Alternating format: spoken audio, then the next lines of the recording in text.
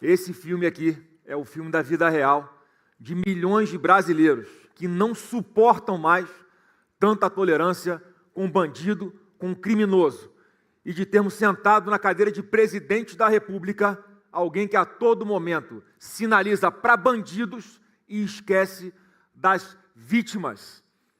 E o final desse filme nós conseguiremos mudar a partir de 2027, com leis mais duras, com investimento pesado em segurança pública por parte do governo federal e com um Congresso Nacional alinhado com a presidência que tem essa mentalidade de proteger quem precisa, de estender a mão para quem precisa de ajuda e de fazer com que esses marginais sejam severamente punidos. Porque prisão, infelizmente, não é lugar de ressocializar ninguém. Prisão é lugar para que esse tipo de marginal perigoso fique preso. Prisão é lugar de punição. E nós vamos recuperar os territórios brasileiros que hoje são dominados por narcoterroristas, começando pelas cadeias, aonde o governo também não está mais mandando. E para a gente conversar um pouco rapidamente, apresentar daqui a pouco 12 medidas urgentes, que são as mais prioritárias, que temos que fazer logo no começo do governo. Eu quero convidar aqui para estar comigo hoje 2 especialistas que me ajudaram bastante a construir o que as senhoras e senhores viram aqui agora. Queria convidar para vir aqui comigo o governador Sérgio Moro, por favor, governador do Paraná. Também queria convidar aqui senador pelo Estado de São Paulo, Guilherme Derrite.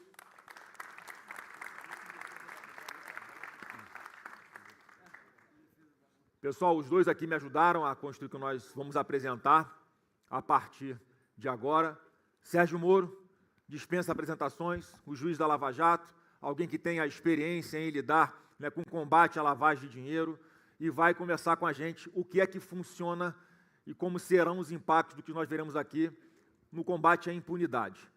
E da mesma forma, Guilherme Derrite, um policial, ex-secretário de Segurança Pública do Estado de São Paulo, que implementou várias medidas aqui, enquanto secretário, e que nós vamos também estender a todo o Brasil, e o Guilherme Derrite vai poder nos explicar como é que funciona mais detalhadamente isso. Então, quero convidar os 2 para sentarem um pouquinho aqui do meu lado, para começar a falar sobre as 12 medidas que vamos apresentar mais urgentes. Por favor, vamos começar. Pode passar o primeiro slide.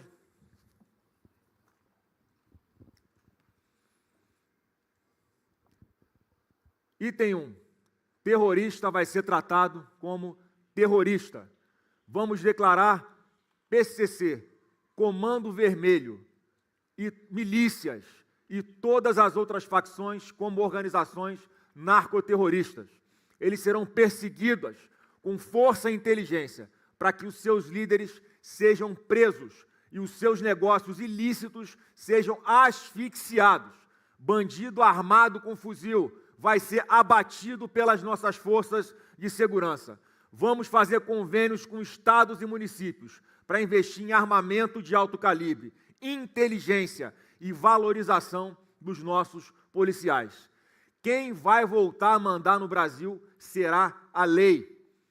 Nós temos um presidente que acabou de perder a grande oportunidade de fazer parcerias com outros países para combater os narcoterroristas de PCC e de Comando Vermelho especificamente.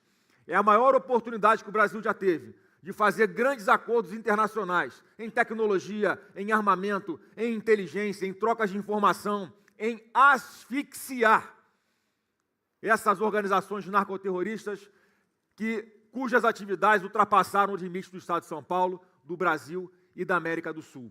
Só é possível combater e asfixiar esse tipo de organização narcoterrorista com cooperação com outros países. E o Brasil, já que o Lula não faz, porque não tem coragem, ou porque é incompetente, ou porque é cúmplice dessas organizações narcoterroristas, a partir de 2027, não apenas CV e PCC, mas também milícias e quaisquer outras organizações que tenham esse modo de operação, de dominar territórios, de impor o medo coletivo, de usar barricadas para impedir o acesso a serviços públicos às comunidades, polícia, ambulância, entregas em domicílio, que tocam fogo em ônibus, que atiram em inocentes, no meio que estão passando no meio da rua, pessoas dentro do ônibus indo trabalhar, sendo alvejadas, como já aconteceu no Rio de Janeiro, por esse tipo de gente. Não dá para ter mais tolerância com esse tipo de marginal.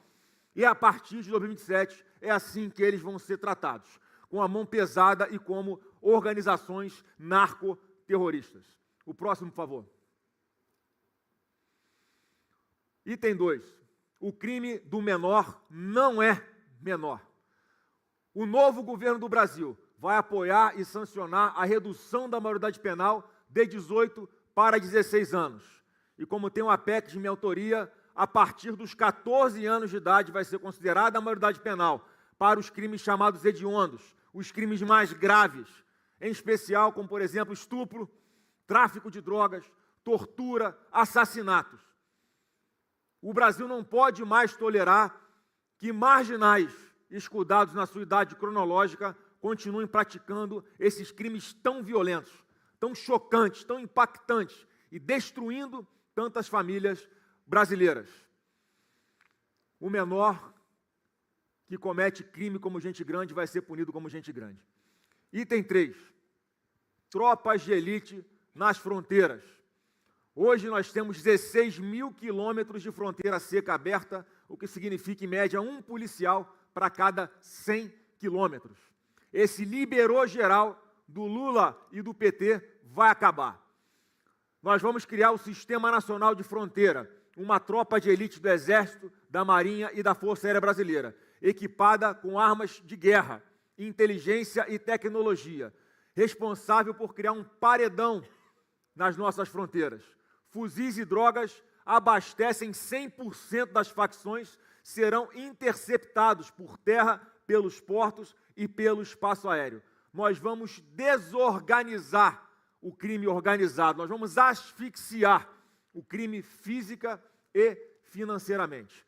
E nós temos diversas polícias estaduais também, que fazem um grande trabalho de proteção das fronteiras. E o que a gente vai fazer é integrar as forças nacionais, como as Forças Armadas, as nossas polícias de âmbito federal, as forças policiais que atuam em defesa das nossas fronteiras, como o Derrite vai falar daqui a pouco, o exemplo bom lá do Mato Grosso do Sul, interligar, haver de verdade uma cooperação entre as nossas polícias, incluindo as guardas municipais, que vão ser verdadeiramente potencializadas como polícias municipais. E com essa integração, com essa organização, com essa troca de tecnologia, com a unificação dos bancos de dados que nós temos espalhados e sem conexão por todos os entes federativos, nós vamos conseguir combater o crime organizado de verdade. Próximo item.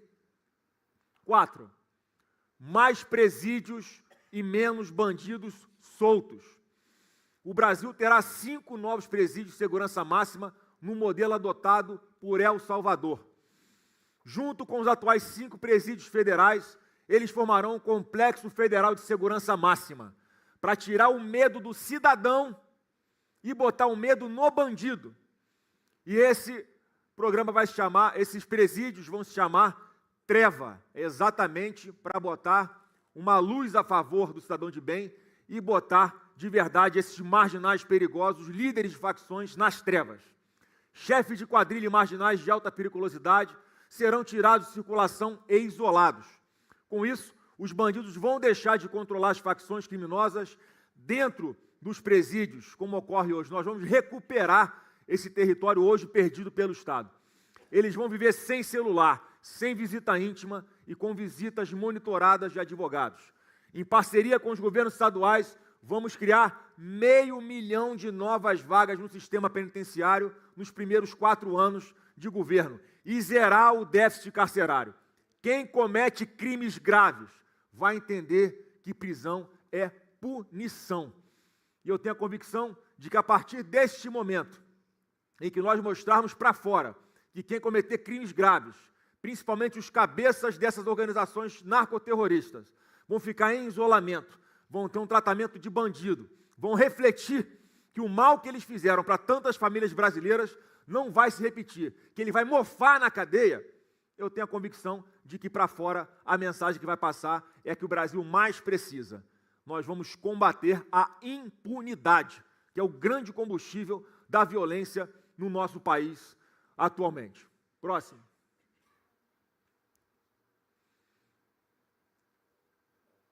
Item 5, cortar o mal pela raiz. Vou usar a força do presidente da República e a minha experiência como senador da República para aprovar e implementar a castração química de criminosos que abusam de mulheres e de crianças. A medida deverá ser aplicada a estupradores e abusadores de crianças, condenados pela justiça. Criminoso que destrói a vida de mulheres e crianças não merece privilégio nem complacência do Estado. Quem comete esse tipo de crime perde o direito de receber qualquer tipo de tolerância do Estado e deve enfrentar punições mais duras permitidas pela lei. Já há diversos projetos tramitando com esse intuito no Congresso Nacional. E só não vai para frente porque não tem o apoio do presidente da República, porque ele não tem uma base no Congresso Nacional e porque ele entende que defender mulher é fazer discurso fácil. Com a gente, não. Esse tipo de marginal, que talvez cometa o crime mais hediondo, o crime mais abjeto que existe na face da terra, que é violar uma mulher, tem que entender que ele só vai sair da cadeia se ele tiver submetido a esse tipo de tratamento que tira a sua libido. Eu tenho 2 filhas pequenas em casa, uma de 14 e uma de 12 anos. Eu não consigo imaginar a dor de um pai, ou a dor de uma mãe, ou a dor de uma menina, de uma criança como essa, que sofre com esse tipo de violência. Tem vagabundo desse perfil que chega a violentar até bebês, que não tem nem a consciência do que está acontecendo. Esse tipo de pessoa não pode continuar circulando livremente entre nós. Isso vai ter um fim aqui no Brasil a partir do novo governo do Brasil em 2027. Próximo item. Item 6, tolerância zero para feminicídio. Medida protetiva vai deixar de ser um pedaço de papel para ser um instrumento real de proteção às mulheres. Os agressores das mais de 500 mil de mulheres com medidas protetivas no Brasil vão ser monitorados pelas autoridades com o uso de tornozeleiras eletrônicas. Eu vou aliar a força do presidente da República, a minha experiência no Senado Federal, para endurecer a lei e obrigar assassinos e agressores de mulheres a cumprirem integralmente suas penas em regime fechado.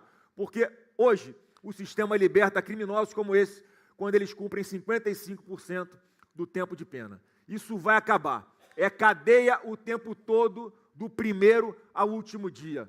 E a gente sabe que para isso é necessário fazer alteração, não apenas alteração legal, mas também alteração na nossa Constituição Federal. Porque a gente tem que dar um basta para esse tipo de marginal covarde também. Uma mulher é assassinada a cada 4 dias no Brasil. Durante o governo Lula, esse número não para de bater recordes. E vou passar a palavra daqui a pouco também para o Derrite, que vai falar como funciona aqui em São Paulo a aplicação, a execução desse tipo de medida. Porque não é um botão de pânico apenas. O que acontece e que tem dado resultado é que as mulheres, respeitando a LGPD sempre, que sofrem esse tipo de agressão, elas, quando fazem um registro na delegacia, elas autorizam a geolocalização do seu próprio celular. E na tornozeleira eletrônica do agressor, daquele cara que está ameaçando, daquele cara que bateu numa mulher, também tem uma georreferência. Então, quando cruza-se no mapa, numa sala de monitoramento, o marginal chegando próximo à mulher, automaticamente é acionada viaturas da PM, uma vai em direção à mulher, a outra vai em direção ao agressor. E isso tem funcionado com uma eficácia excepcional aqui no estado de São Paulo. Então, esses são os primeiros 6 itens, pode voltar para o item 6, porque agora eu quero que vocês ouçam também os 2 aqui. Em primeiro lugar, o governador Sérgio Moro, que como juiz viu a implementação das leis na prática, dentro do Poder Judiciário, e vai poder comentar com a gente aqui um pouco o que ele aqui entende, como essas medidas de urgência vão surtir um impacto. Na sequência, o senador Guilherme Derrite. Moro, vem para cá, dá uma palavrinha para o público com a gente. Bom dia a todos. Presidente, primeiro, a gente tem que ser bem claro. O Brasil precisa de uma nova liderança. O cidadão precisa confiar que o presidente da República está do lado dele e não do lado dos bandidos. O Lula não tem programa de segurança pública. O que ele tem é uma coleção de anedotas, como a gente viu aqui nesse vídeo. Esse programa agora que está sendo colocado de maneira muito clara por você, Flávio, para seu projeto de presidência pública, deixa bem claro que bandido é bandido e tem que ser tratado como criminoso, com toda a força e com todo o rigor da lei. E que o nosso objetivo é servir e proteger, como a polícia, proteger o cidadão de bem. O pessoal às vezes pergunta, mas isso não é inconstitucional, isso que está sendo proposto? Eu digo o seguinte, inconstitucional é parte da população brasileira viver dominada por traficantes. Inconstitucional é o que fizeram aqui, Derrite, com o delegado Rui, que dedicou a vida dele ao combate ao PCC e foi assassinado. Inconstitucional é o cidadão sair na rua com medo de ser assaltado e transformar muitas vezes a sua casa numa espécie de fortaleza, porque tem medo de sofrer alguma espécie de atentado. Inconstitucional é a mulher viver com medo, mesmo aquelas que obtêm uma medida protetiva, ter uma proteção insuficiente por parte da polícia, porque a lei muitas vezes impede de monitorar de maneira adequada quem está utilizando uma tornozeleira eletrônica. Esses projetos são essenciais, é um ponto de partida importante, mas a questão fundamental é mudar o discurso. A liderança tem uma responsabilidade. Nós conhecemos essa experiência de El Salvador, um país infestado por quadrilhas, numa situação até muito pior do que o Brasil. Mas eles deram um jeito no problema da violência naquele país. A violência pode ser enfrentada, o crime pode ser enfrentado. Esse conjunto de propostas são essenciais para que a gente possa avançar. A pena, a prisão, tem que ser real, não pode ser ficta. Não adianta dar 40 anos de prisão e o indivíduo ficar 5 anos apenas de fato. As penas têm que ser reais. Temos que acabar com a progressão de regime no país. Temos que acabar com o programa de desencarceramento em massa, que é patrocinado pelo governo Lula, sob o disfarce do tal do programa Pena Justa. Nós temos que proteger as nossas fronteiras. Flávio, eu criei, no governo do seu pai, Centro Integrado de Operações de Fronteiras, lá em Foz, colocando a Polícia Federal, Polícia Estadual, a Polícia de vários estados, Receita Federal, todo mundo trabalhando junto para ter informação, compartilhamento de dados. Estava funcionando muito bem. Nesse governo isso foi paralisado, as atividades foram recentemente suspensas. Como foi suspensa, contingenciada a verba, orçamento do Exército para fiscalizar as nossas fronteiras. Esse projeto, esse programa de ações integradas, aqui proposto pelo nosso pré-candidato à presidência da República, Flávio Bolsonaro, tem condições de virar esse jogo. O Brasil não está fadado a ser um país violento. O país não está fadado a ter cidadãos que vivam com medo. Por isso, isso tem que mudar. Todas essas propostas aqui, nenhuma delas é inconstitucional, todas passam no plano de validade. Aliás, como foi dito, o próprio projeto de castração química, tem vários projetos estupradores, que já tramitam com essas pautas aqui. Tem projeto para tudo isso aqui tramitando no Congresso. Tem projetos tramitando, nós votamos a favor desses projetos, mas existe uma força da Presidência da República que impede que esses projetos se tornem lei, como foi o veto do Lula sobre o fim das saídas temporárias nos feriados dos presos. O presidente trabalhou para que ele não fosse aprovado. Quando foi aprovado, ainda vetou, derrubamos o veto. Então você tem uma força no Brasil hoje operando, infelizmente, em favor dos criminosos e contra o cidadão de bem. Por isso nós precisamos, sim, de uma nova liderança e esses pontos do programa têm que ser realmente ousados. O jeito que o Brasil está hoje, com população sendo dominada territorialmente por traficantes e por quadrilhas, isso sim é inconstitucional.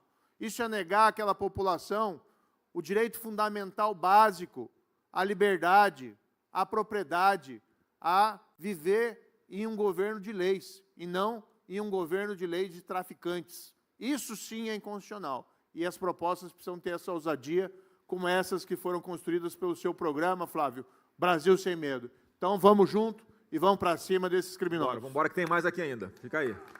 Vai sentar lá, Moro. A gente pode construir um Brasil sem medo. Derrite, vem para cá. Você colaborou. Aqui não é a proposta ainda, né, de governo, são 12 medidas urgentes que nós estamos propondo, que precisam ser mais que imediatamente implementadas a partir do novo governo do Brasil. Aí eu queria que você só explicasse, detalhasse mais, Derrite. Você que, como secretário de Segurança Pública de São Paulo, você implementou esse programa de proteção às mulheres, né, com georreferenciamento, e também essa parte no combate ao PCC e a asfixia financeira deles. Dá uma esmiuçada para a gente, como um grande especialista que você é nessa pauta de segurança. Bom dia a todos, uma alegria estar aqui, uma alegria muito maior poder vivenciar esse momento histórico, ter um pré-candidato à presidência da República com chances reais de vitória, colocando como prioridade não número 1, número 0, ponto de partida, a segurança pública. Lamentavelmente, delegado Paulo Bilinski, delegado Olim, deputados aqui presentes, Sargento Nantes, Coronel Telhada, saudar os nossos deputados aqui, todos aqui, especialistas, nós chegamos nesse ponto trágico para o Brasil, e por isso que o nome do programa, acho que vocês acertaram, Brasil Sem Medo. Todo mundo aqui que tem a minha faixa etária, 40 a mais, brincava na rua quando era criança. E todos vocês, sem exceção, inclusive eu, nós temos medo de deixar os nossos filhos brincar na rua. Nós temos que voltar a entregar a rua para os brasileiros. Todo mundo tem medo de ser roubado, medo do crime organizado, medo da cooptação. Ser assaltado dentro de um ônibus, num ponto de ônibus, na rua, né, o seu filho não sabe se volta do colégio. A gente não pode se conformar, continuar vivendo assim, Derrite. Tem gente de grandes empresas, grandes bancos, que tem um protocolo, sai com um celular velho no bolso, para, se for abordado por um assaltante, entregar o celular velho. E, Flávio, eu tenho certeza que isso é possível fazer, da gente retomar e devolver a rua para os brasileiros, acabar com esse medo, porque quando nós assumimos o Estado de São Paulo, a Secretaria de Segurança Pública, com o governador Tarcísio de Freitas, e, claro, com a grande participação do prefeito Ricardo Nunes, falaram para a gente que era impossível acabar com a Cracolândia. E nós acabamos com a Cracolândia aqui no Estado de São Paulo, na cidade de São Paulo. Os 2 pontos de relevância. Primeiro, um sistema real que funcione de combate às fronteiras. Fronteira não é peneira. Então, usar as Forças Armadas, as polícias federais, tanto a Polícia Federal, a Polícia Rodoviária Federal, convênios com as polícias estaduais, acho que esse é o grande segredo, porque na negligência do governo federal, os estados criaram departamentos especializados, exemplo do DOF, Departamento Operacional de Fronteiras do Mato Grosso do Sul, que faz um grande trabalho, e o BPFRON no Paraná, que faz um grande trabalho, batalhão especializado em fronteiras. Então, estimular, criar um sistema nacional de fronteiras, usando não só Forças Armadas, polícias federais, convênios com as polícias estaduais, mas tecnologia, um batalhão de drones operando. Tá? A droga entra muito fácil no Brasil, e a principal fonte de receita do PCC, que é a maior organização criminosa do Brasil, é o tráfico e o tráfico internacional de drogas. Se nós temos o segundo, infelizmente o Brasil é o segundo maior consumidor de cocaína do mundo. Então existe um mercado interno muito grande. E o PCC, a partir de 2014, Fábio, passou a ser Porto de Santos, lamentavelmente, o segundo maior exportador de cocaína do mundo, perde só para o Porto de Guayaquil, no Equador. O PCC começou a faturar... Bom lembrar que o Porto de Santos é federal. Competência da União. Fica em São Paulo, mas é competência da União. E não é culpa da Polícia Federal, que não existe um plano, não existe uma liderança olhando para esse ponto, entendendo que o crime organizado está faturando exponencialmente com isso. Então, essa questão de integração nas fronteiras, portos e aeroportos internacionais, evitar que a droga entre, evitar que a droga saia do nosso país, asfixiar financeiramente, e com o advento da lei antifacção, que trouxe inovações para a descapitalização de empresas, CNPJs, que fazem a lavagem de dinheiro do crime organizado. Foi a maior inovação, a ação civil de perdimento de bens proposta pelo Ministério Público, o que muitos alegam erroneamente, falsamente ou até desonestamente. A lei antifacção ataca quem está na ponta da linha e não pega os cabeças. Inclusive, nós estamos aqui na Faria Lima e nós confiamos no mercado financeiro brasileiro. E nós temos a certeza que juntos nós podemos tirar essas fintechs de fachada ou aqueles que usam o sistema financeiro para lavar o dinheiro do crime organizado. Eu quero aproveitar a sua fala para pedir a unidade aqui de todo o mercado financeiro, não apenas da Faria Lima, para nós nos unirmos para asfixiar financeiramente essas organizações narcoterroristas, o que prova que o que a gente está falando aqui não é para fazer uma política de segurança pública focada nas pessoas que são pobres, não, é para as pessoas que têm dinheiro também. Tem que ter uma unidade, uma união de todos nós para combater todos os tipos de crime, onde quer que eles aconteçam. E, Flávio, só para linkar o item aí da fronteira, a droga, falando de Cracolândia, a droga vinha majoritariamente da Bolívia para a Baixada Santista. Na Baixada Santista ela fazia o refino, a mistura da droga, vinha para a favela do Moinho, onde era o bunker do PCC, por isso que foi uma ação multidisciplinar. Inclusive a Secretaria de Habitação teve uma participação fundamental na reta final. Do bunker ali do PCC, a favela do Moinho era distribuído para 78 hotéis e hospedarias, que foram adquiridos pelo PCC por conta da depreciação imobiliária, por causa do fluxo de usuários.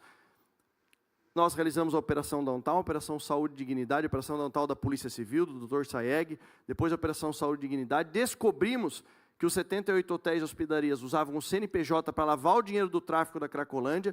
A Justiça, por solicitação da Polícia Civil, fechou os hotéis, bloqueou mais de 210 milhões de reais desses hotéis, que era um faturamento que não existia, na verdade era lavagem de dinheiro, e nós desmobilizamos todo esse ecossistema. No final ainda teve uma pseudo-líder comunitária, chamada Alessandra Moja, irmã do Léo do Moinho, que foi preso em Praia Grande pela Rota.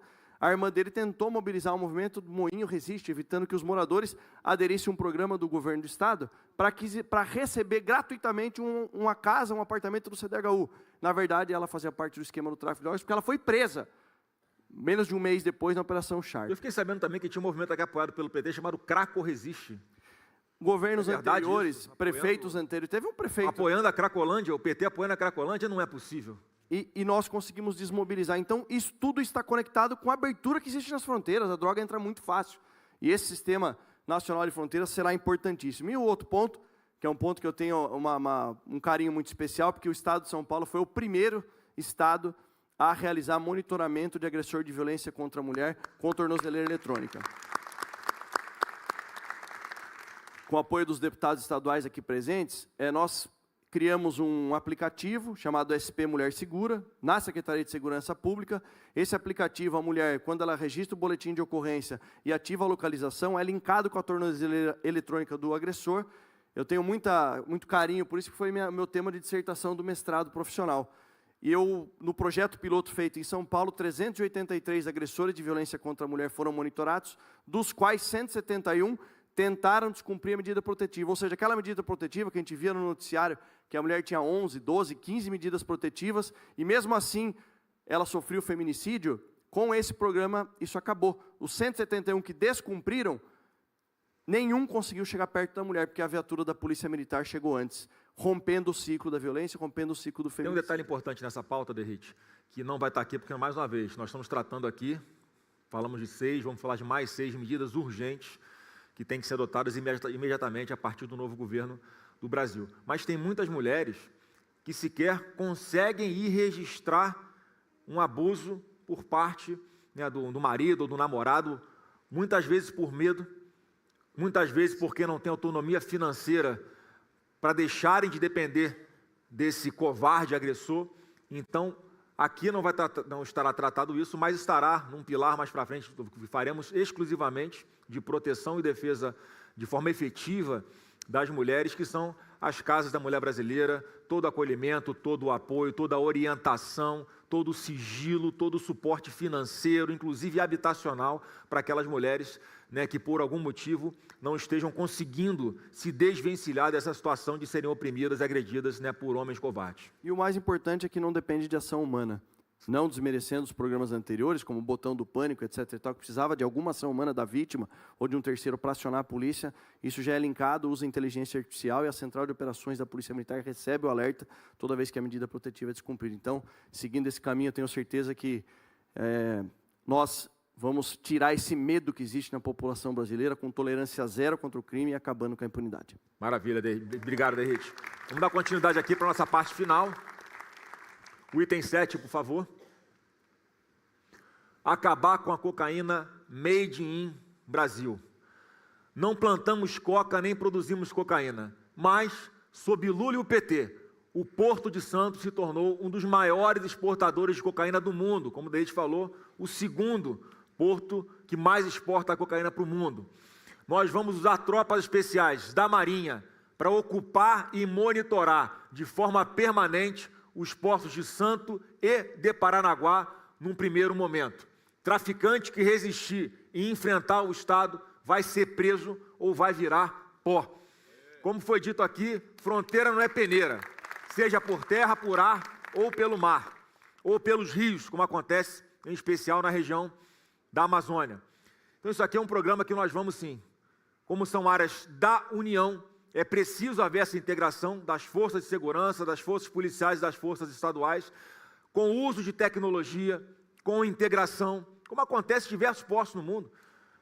Tem portos, como lá na China, que você não vê um ser humano em toda a área do porto, porque é tudo automatizado, monitorado, e é possível, quando se quer, escanear esses containers e fazer ter todo o aparato tecnológico e recurso humano necessário para evitar que os nossos portos continuem, infelizmente, tendo essa marca, um porto brasileiro, o segundo que mais exporta cocaína para o mundo. Então, vamos também botar um ponto final nisso. Próximo item, item 8, menos verbo, mais verba.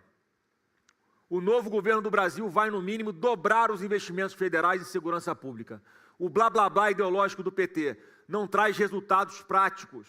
Dados do Ministério da Fazenda apontam que o governo federal destina somente 0,4% dos seus gastos à segurança pública. Assim, fica difícil, de verdade, combater o crime. Quem tem que viver em paz é o cidadão de bem, não as facções do mal. Não se combate o crime há 4 meses de uma eleição com um discurso fácil e fazendo apresentação de PowerPoint, como faz o Lula e o PT, depois de 18 anos no poder, passando pano para bandido. Aproximadamente 17 bilhões de reais estão sendo destinados para a segurança pública por parte do governo federal. A nossa meta inicial é dobrar, mas com certeza, se houver necessidade, nós vamos ampliar isso, Moro, porque é importante o apoio financeiro, sim, como o Derrite colocou, financiamento para as polícias estaduais e municipais, de esquadrões com drones, equipamentos de tecnologia, armamento. Agora, no próximo mês, eu vou estar lá em Duque de Caxias, onde a Guarda Municipal está sendo formada pelo prefeito Netinho Reis, com uma disciplina, com a tecnologia, com a capacitação para o uso de armamento, e vai fazer um trabalho integrado com a Polícia Militar do Estado do Rio de Janeiro. Então, não adianta o Lula, nas vésperas agora da eleição, anunciar um pacote de 10 bilhões de reais, que ninguém sabe como tem acesso, não tem organização de nada, ou seja, não vai funcionar.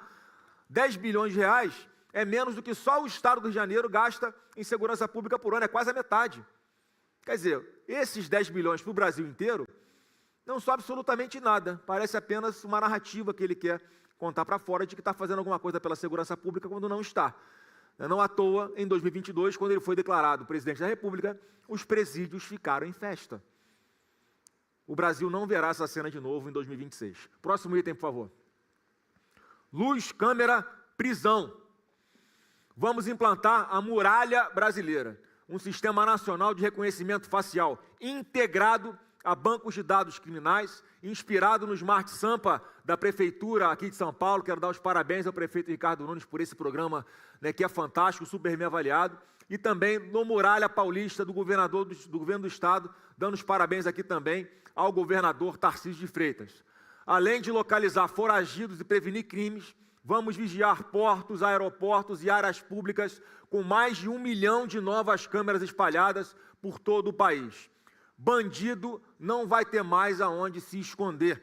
Esse número de 1 milhão de câmeras, que a gente está sugerindo aqui inicialmente, há uma estimativa, não é, Derrite, de que existam cerca de 4 milhões de câmeras em todo o Brasil, que são voltadas para as ruas, para as áreas públicas.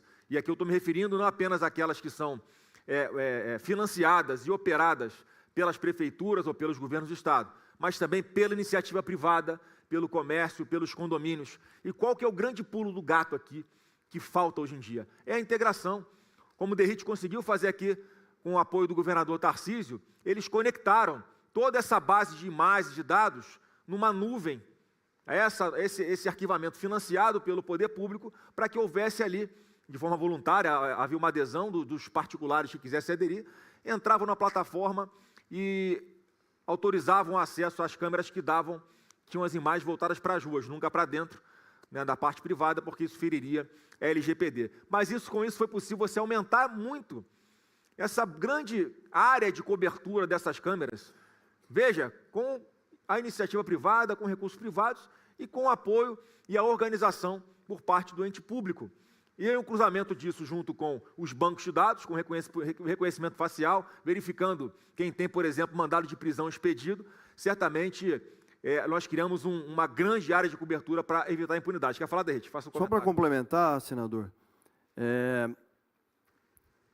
para criar o programa Muralha Paulista aqui em São Paulo, eu fui para Nova York conhecer o Fusion Center da NIPD. E eles evoluíram muito depois do 11 de setembro. Lá, são mais de 77 mil câmeras só na cidade de Nova York, e a grande sacada deles lá foi o seguinte: 75% já existia, já era do privado. Como o senador pontuou aqui, estima-se que no Brasil nós tenhamos aí quase 4 milhões de câmeras de monitoramento espalhadas pelas ruas, só que elas estão dispersas. Não posso ter uma câmera e um homem, um ser humano olhando, necessidade de ação humana. A conexão do Muralha Brasileira é um sistema de um software de inteligência artificial que vai confrontar com a nossa base de dados. Foi o que nós fizemos no Muralha Paulista. Convênio com o Smart Sampa. O Smart Sampa, antes do convênio com o Muralha Paulista, porque quem detém a informação é o Estado de São Paulo, de procurados pela Justiça. Carros roubados e carros furtados é o Estado. Nós criamos o acordo, o convênio, todos os municípios praticamente assinaram. A cidade de São Paulo, com toda a infraestrutura, e temos que parabenizar o prefeito Ricardo Nunes, mas saiu de 30 procurados por mês, chegou a bater mais de 300 indivíduos procurados pela Justiça, capturados. Com isso, você vai retirando das ruas indivíduos perigosos que cometem crimes, que reincidem. Então, isso colocado e posto em esfera nacional, tenho certeza que vai reduzir muito a criminalidade no nosso país. Então, assim, já não estamos inventando nada. Estamos pegando a experiência de onde deu certo, e essa área de cobertura, em especial, são grandes corredores, né, de cidadãos, são locais de interesse turístico, locais como rodoviárias, aeroportos, estádios, ginásios, grandes praças, grandes áreas de circulação de comércio popular. Então, é possível, sim, a gente ampliar os olhos da lei sobre os criminosos. Próximo item. Item 10. Auxílio às famílias das vítimas, não dos bandidos. O novo governo do Brasil vai colocar a vítima em primeiro lugar. Os recursos hoje direcionados aos detentos vão ser redirecionados às famílias das vítimas, conforme recomendado pela ONU e por tratados internacionais dos quais o Brasil é signatário, embora Lula e o PT nunca os tenha cumprido. Então aqui é mudar a lógica da legislação, que é para dar um foco, uma atenção especial às vítimas dos bandidos, e não mais aos bandidos que optaram por ingressar na vida do crime ou por nela permanecer, conseguindo, né, recurso financeiro de forma bastante fácil. Então a gente não vai mais tolerar esse tipo de situação, e nós vamos implementar também experiências, como eu vi lá em Santa Catarina, com o governador Jorginho Melo, em que aqueles presos que são de menor periculosidade, há uma parceria do sistema penitenciário, junto com empresas, para que possa haver a qualificação deles e para que eles, com o seu próprio trabalho, paguem a estadia deles nos presídios. Então, o povo brasileiro, o contribuinte brasileiro, vai parar de sustentar a hospedagem desses marginais nos presídios. Como é que funciona lá? E nós pretendemos aplicar todo o Brasil. Uma parte vai para ele pagar a estadia dele, os custos que o Estado tem com a sua permanência lá, com o seu isolamento, com a sua prisão. A outra parte vai para a família da vítima ou a própria família do preso, e a outra parte fica guardada para quando esse preso sair, ele ter acesso a um dinheiro que está lá guardado para que ele tenha um novo início de vida e que ele tenha aí mais dificuldade ou tenha menos vontade de voltar para a vida do crime. Então, é possível sim, mas nesse caso, eu reforço, são aqueles criminosos de menor periculosidade. Criminosos de grande periculosidade é isolamento, é sem saidinha, é sem visita íntima, é contato com advogado monitorado e isolamento total para que parem de dar ordens de dentro dos presídios para levar o terror às ruas do povo brasileiro. Próximo item, item 11, sem desconto para a barbárie. Hoje, 4 em cada 10 presos soltos após o cumprimento da pena ou libertados por progressão de regime voltam a cometer crimes. Por isso, o novo governo do Brasil vai usar toda a sua força para acabar com a progressão de regime de quem comete crimes hediondos. Para isso, nós precisamos mudar a nossa Constituição, vamos precisar de um Congresso, de um Senado, de uma Câmara integrada por parlamentares que nos apoiem nessas pautas.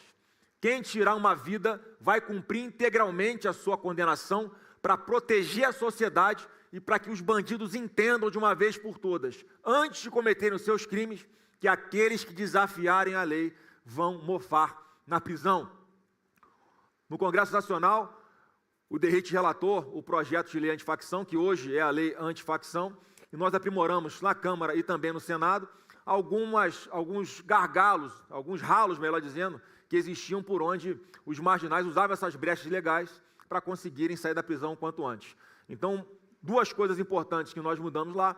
Uma foi a audiência de custódia. Pelo texto atual da lei, o juiz, na hora de decidir quando alguém é preso em flagrante, se ele vai ter liberdade provisória ou se ele vai ser mantido preso, vai considerar uma espécie de habitualidade criminosa desse marginal. Então, aquele marginal que rouba celular todo dia, é preso e é solto na audiência de custódia no dia seguinte, ou às vezes no mesmo dia. E no mesmo dia ele é preso de novo pelas nossas polícias. Quando a pessoa, ainda que não tenha uma sentença transitada em julgado, esteja respondendo a vários inquéritos por cometimentos reiterados de crime, o juiz vai ter oportunidade de mantê-lo preso sim, e ninguém melhor que o Moro para complementar aqui o que eu estou e aprofundar o que eu estou falando. Por favor, Moro. Eu relatei essa lei, presidente, e você votou a favor dela para restringir soltura e audiência de custódia. Precisamos que os juízes cumpram a lei. E precisamos ter uma autoridade do Poder Executivo que cobre do Judiciário que faça a sua parte. Porque essa porta giratória que se tornaram as audiências de custódia, que, aliás, foram criadas no governo Lula também, foram criadas no governo Lula, é intolerável, porque desmoraliza a polícia prende, a justiça acaba soltando e acaba, muitas vezes, deixando vulnerável o cidadão de bem. Porque um dia furtado, às vezes até um crime, vamos dizer, um furto de celular, embora é furto, é crime, o cidadão encontra o mesmo autor do furto no dia seguinte na rua, e ele não entende o que acontece. E aqueles que minimizam o furto de celular, no dia seguinte aquilo vira um latrocínio, para roubar um celular seguido ali de morte. Então, além de mexer na legislação, precisamos também, presidente, sei que esse é o teu pensamento, colocar magistrados duros, nomear para os tribunais pessoas que tenham rigor na aplicação da lei. E o discurso da liderança também tem que ser esse. Vou dar um exemplo que me ocorreu aqui também. Tem a ver com PT, não? Hã? Tem a ver com PT? Tem a ver com o PT. Dá para fazer uma pergunta aqui para todo mundo? Eu duvido que a maioria das pessoas, acho que ninguém sabe o nome do ministro da Justiça e Segurança do governo Lula. No governo do seu pai, todo mundo sabia. Agora ninguém sabe, porque não tem programa, porque não tem projeto. E o Lula, na verdade, em relação ao crime, o que a gente viu, só tem anedota. Então a gente tem que mudar esse quadro. Eu lembro de um ministro da Justiça que hoje está no Supremo, que entrou numa favela no Rio chamado Complexo da Maré, onde é o berço do Comando Vermelho, sem segurança, sem polícia. É muito estranho, porque nesses lugares normalmente só se entra quando tem acordo com o tráfico.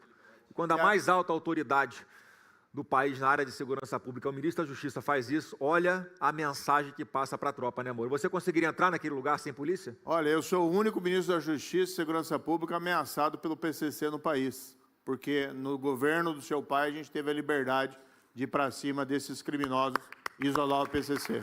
Obrigado, Moro.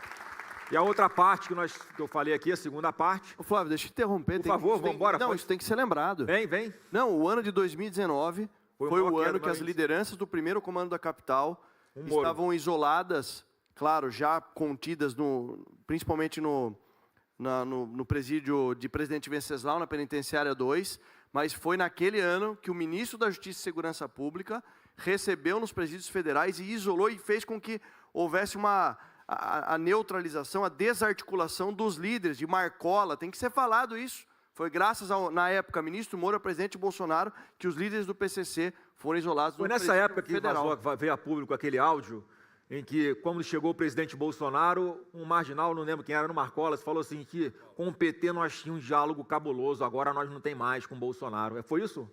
Foi isso. Foi monitorado isso e, de fato, era um governo no qual o crime organizado estava na defensiva, que é exatamente o oposto do que a gente vivencia hoje. E tem que ter rigor mesmo. Foi naquela época que a gente começou a monitorar as conversas dos advogados dos presídios. E tem que fazer, porque de lá de dentro vinha ordem para matar policial, vinha ordem para matar juiz, vinha ordem para matar o cidadão e incutir terror, inclusive nas comunidades mais pobres. Tenho certeza, presidente, que com você lá na cadeira, o discurso e a prática vão voltar a ser o que eram antes desse governo leniente com a criminalidade. Com certeza vamos trabalhar muito para libertar as pessoas que moram nessas comunidades mais pobres, desses marginais, que impõem um verdadeiro governo paralelo e o terror à vida dessas pessoas. Então o ponto é mudar a Constituição para a gente ou acabar, ou reduzir, ou aumentar bastante o período de cumprimento de pena para que tenha direito a algum benefício como progressão de regime. E a outra coisa que eu acho muito importante, que mais uma vez existe projeto no Congresso Nacional, que o novo governo do Brasil vai apoiar, é desfazer o que fez Dilma Rousseff. Foi nesse governo que eles, com a sua política de desencarceramento, eles mudaram o período mínimo para início de cumprimento da pena em regime fechado. Traduzindo, antes do governo Dilma, uma pessoa que fosse condenada a 4 anos de prisão ou mais, começava a cumprir a sua pena em regime fechado. O que o PT fez? Passou isso para 8.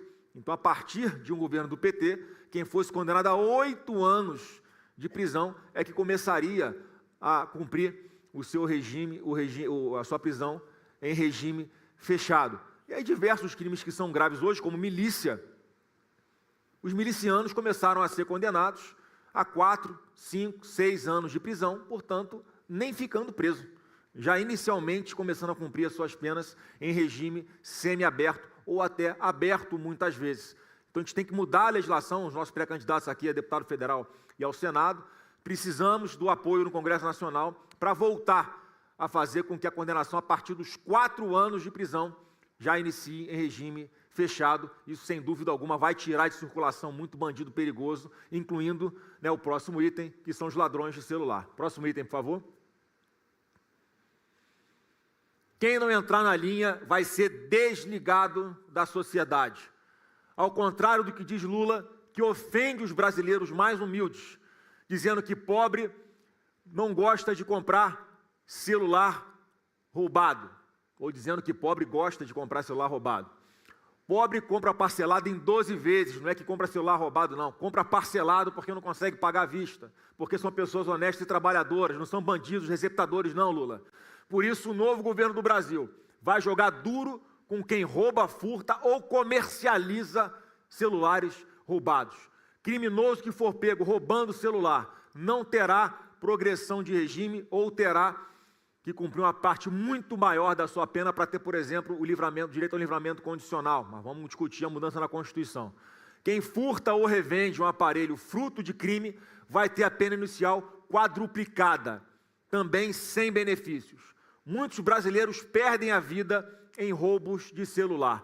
Vamos acabar com essa indústria do crime e do assassinato, que Lula e o PT decidiram proteger. Aqui é mais uma alteração legal muito importante, que nós vamos ajudar a ser aprovada no Congresso Nacional. Hoje, o furto de celular ou a receptação de celular, ou seja, a venda de um celular que tem origem ilícita, a pena mínima é 1 ano de detenção. Portanto, você não vê as pessoas que furtam celular sendo mantidas presas. E aqui tem um detalhe técnico que não é pequeno, é importante, porque a gente está acostumado a falar, o povo entende, roubo de celular. Não existe um tipo específico de roubo de celular. O roubo de qualquer bem tem a pena inicial de 6 anos de prisão. Então, quem rouba um celular, o que é um roubo, gente? É mediante grave ameaça ou mediante uma violência. Aquela arma na cabeça para roubar o celular, essa é uma punição que começa com 6 anos. O furto, o que o judiciário considera hoje, é aquele cara que passa de bicicleta, toma o seu celular e vai embora. Isso é considerado um furto e não um roubo. Ou quem pega um celular sem a outra pessoa ver. Só que a diferença, gente, para um furto de celular, entre um furto de celular e um assassinato por causa do celular, é uma fração de segundo. É o bandido não ir com a sua cara. Portanto, um furto de celular tem que ser punido severamente também. Por isso a nossa proposta aqui de quadruplicar a pena inicial para furto de celular. Com isso, qualquer marginal que furtar um celular, a pena mínima a qual ele vai ser submetido no judiciário é de 4 anos, e com a alteração legal que nós vamos propor de início do cumprimento da pena em regime fechado, a partir da condenação com 4 anos de prisão, significa que alguém que furta um celular hoje vai ficar preso inicialmente.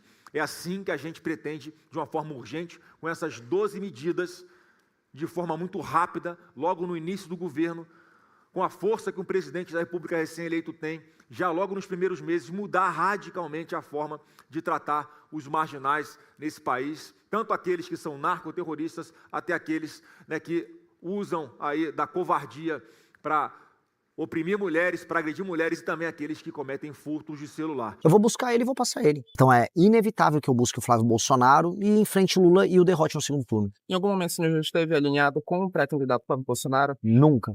Nem o conheço. Ainda bem, minha carteira tá no meu bolso, inclusive. Se você gostou do vídeo, inscreva-se no canal e não esqueça de deixar o seu like.